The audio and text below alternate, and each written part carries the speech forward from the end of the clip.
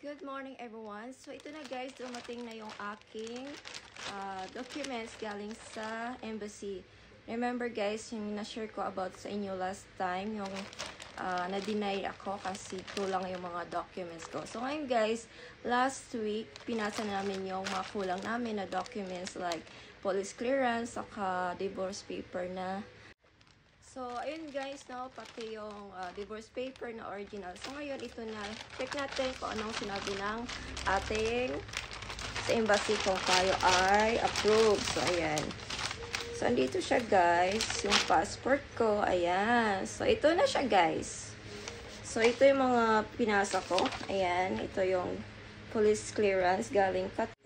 So, ito na guys yung aking mga pinasa. Kagaya ng police clearance, ayan. So, ngayon guys, share ko sa inyo kung anong sinabi ng embassy. So, ayan guys, hindi pa rin siya approved. So, ayan. So, siguro hindi pa talaga right time na ma-approve ako kasi nga, sobrang din sa US. Sobrang, mahirap na ngayon sa US eh. Ang dami ng problema din doon, magulo at mahal yung mga bilihin. So, ngayon, sabi ko nga sa asawa ko, hindi naman ako nagmamadali. So, kasi mga bata, maliliit pa. So, mahirap mag-adjust para sa amin. So, yun lang guys. Ito na yung sabi ng sa US Embassy. Ayan. So, babasahin ko sa inyo guys kung anong sinabi dito ng US Embassy. So, hindi pa rin ako ma-approve. So, Dear Veronica. Charot. They're charot. So, yun guys, your visa application is refused under Section 221G of the Immigration and Nationality in INA. It's possible that this denial may be overcome if you provide everything requested in this letter. So, ayun guys, marami na naman silang hinihingi guys. So, hindi talaga matapos-tapos. So, ayan, meron daw basta marami siya guys. Kailangan namin ng another sponsor. Ayan, kasi guys, yung asawa ko kasi is veterans lang. So, yung pera niya lang is maliit. So, sabi niya, siguro kung may work ka talaga dun sa US, baka ma-approve ka. Kasi yung pera niya lang maliit lang. So, parang, doon kasi yung binabasihan ng embassy.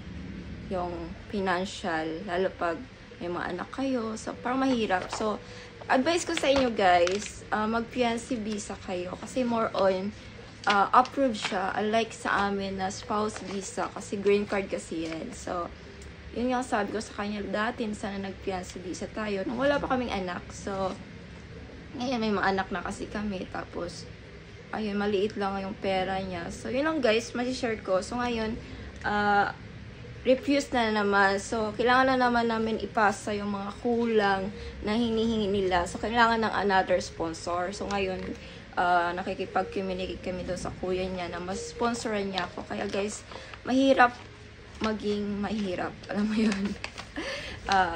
Akala nyo kasi pag meron na kayong asawa na American, easy lang makapunta sa US. Hindi ganun guys. Kasi ngayon, lalo ngayon si Trump, mahirap talaga pagdating kay Trump kasi ayaw niya talaga sa mga immigrants. So, gusto niya talaga legal lahat. So, yun guys, ang masishare ko sa inyo kasi nga, yun lang, grabe, magti 3 years na rin to yung inaan namin process. So, waiting pa rin. So, sabi ko sa asawa ko, maybe God's have plan for us, diba? Kasi nga, kung nagwa-watch kayo ng news sa US, sobrang grabe talaga ngayon yung patayan doon. Wala talaga, parang everyday na lang merong mga ganito, ganyan. So, sabi ko nga sa kanya, it's better na dito muna tayo sa Pilipinas kasi nga, ang hirap. Tapos yung pera niya guys, pag andun kami, parang isang gastusan lang. Tapos yung isa namin anak, kung nawawatch niya yung mga video ko dati, lagi siyang ina-atake ng epilepsy. So, lagi kami nasa hospital. So, what more kung nasa US kami, guys. Di naman lahat covered yung anak ko sa kanya.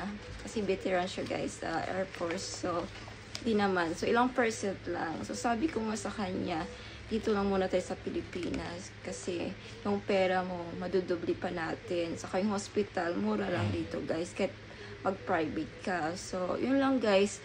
Ang masishare ko sa inyo about sa aking, ano na naman, yan, yung sa spouse visa. So, refuse na naman. So, ayan.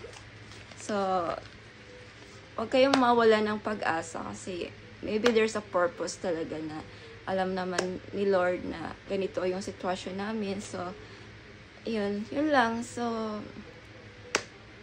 thankful pa rin, di ba? So, thank you guys for watching. Bye-bye!